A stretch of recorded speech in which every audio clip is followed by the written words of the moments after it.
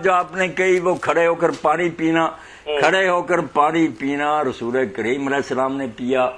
اور امام مالک رحمۃ اللہ علیہ نے موطا میں باب باندھا کہ حضرت عمر، عثمان، سعد بن ابی وقاص، اما عائشہ، بہت سارے صحابہ کھڑے ہو کر پیتے تھے،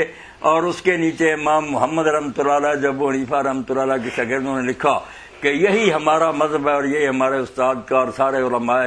کوفہ کا ہے کہ کھڑے ہو کر پانی پینے میں کوئی حرج نہیں۔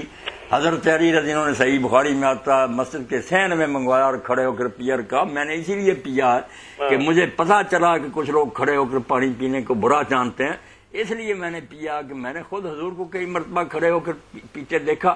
تو یہ بالکل جائز ہے، درست ہے۔ باقی وہ ادب والی بات ہے کہ اچھا طریقہ یہ ہے کہ سکون کے ساتھ بیٹھ کر پیے، تو وہ بہتر کہہ لیں، آپ کو ناجائز نہیں کہنا چاہیے۔ اور جس روایت میں یہ آتا